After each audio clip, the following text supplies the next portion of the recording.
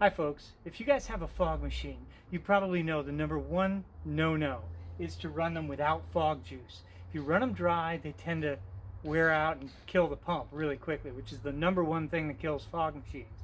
So, if you're sick of running out and checking to make sure that your fog machine has fog juice every couple of hours, especially if you have a small machine with a small capacity like this, or if you run a big haunt with a lot of fog machines and you're tired of running around doing the circuit to make sure that each one of them has fog juice so that it doesn't run dry, this is the video for you, because I have a how to make a fog juice holder that also acts as an automatic shut off. If it runs out of fog juice, it turns off the smoke machine.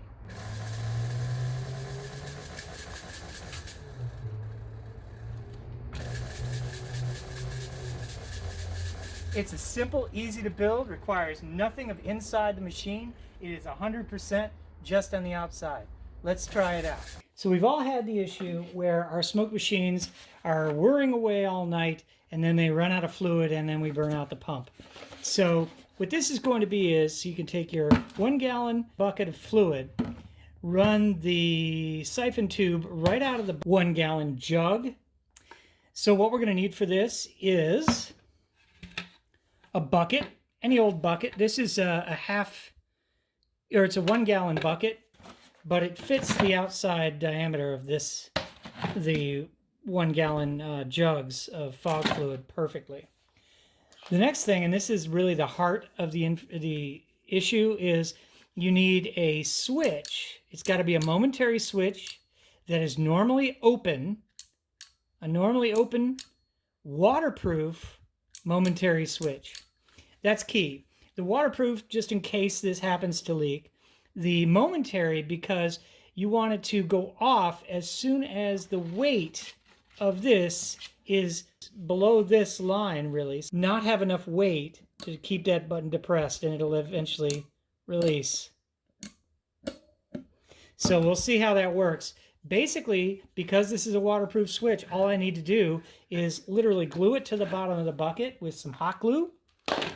And then the last thing that you'll need, and this will work with every single smoke machine you ever have, because it's interchangeable. No need to work with any of the electronics inside the smoke machine. Last thing you need, an industrial extension cord, something with the ground and a relatively short cord, because smoke machines pull a lot of amperage. You don't really want to use a very long cord. So I'll probably end up actually shortening this cord. All we're going to do, we're going to cut away the insulation and deattach one of the 3 wires. All we're going to do is look for the black wire within this cord. That's going to go to our normally open connector here and connector here, so that when the switch switches, when it's engaged here, it's on.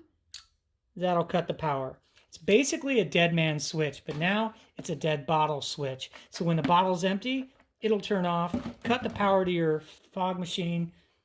No more fog, no worry about running it dry. All right, let's get started and see how this goes.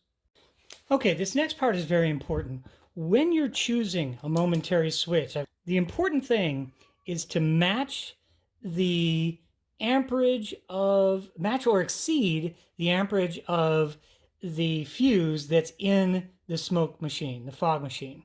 So if it's got a 10 amp fuse, you've got to use a 10 amp switch.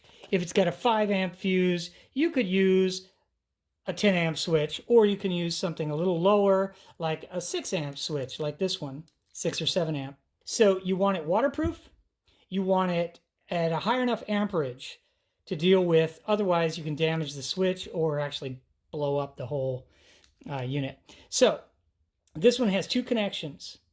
This one actually has 4 connections, but we're only using the normally open. Remember, we want it to close when there's weight on the switch. That means complete the circuit.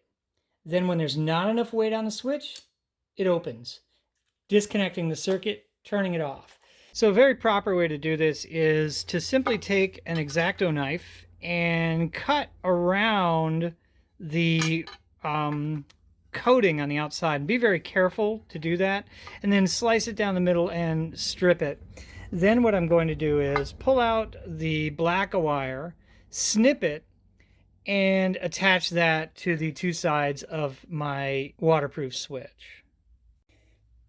So as you can see here, so what I've done is I've snipped the two ends. What I'm going to do now is strip them down about 1/2 inch on each side, and then I'm going to connect them to my waterproof switch.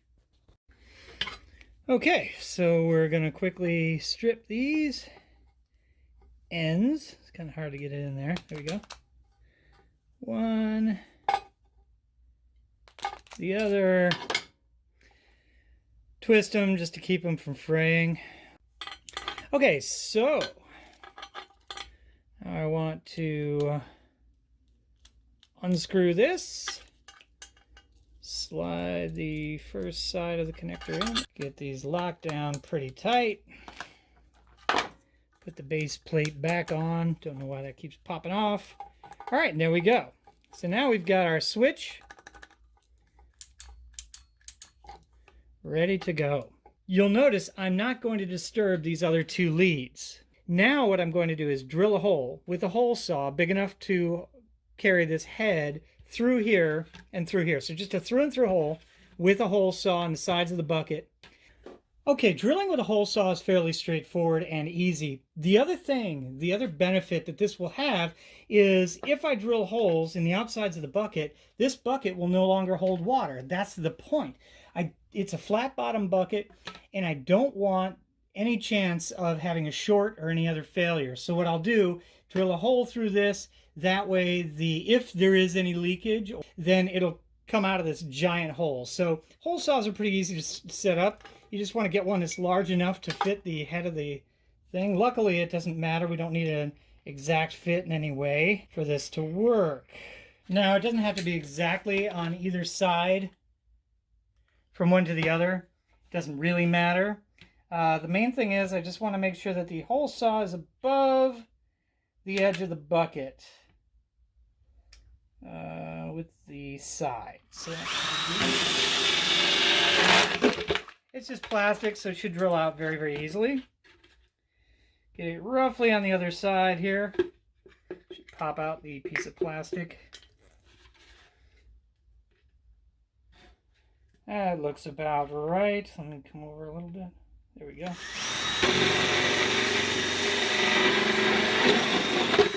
All right. Voila, I have two holes, almost opposite ends of the bucket. So now I'll glue it in the bottom, and I'm pretty much done other than a quick paint job on the outside of the bucket with black paint. I'll come back in a minute. Okay, just to show you the finished product, 13 amp cord and outlet, and it goes to my waterproof switch. And I painted the bucket black, although the paint's having difficulty sticking, but couldn't leave well enough alone, so I painted fog juice on the side of it and neon. Anyway, so this will be the setup, and then this outlet simply goes to the fog machine. And there's one more step to this, which I will show you in the next video up there. So please like, subscribe, and help my channel out.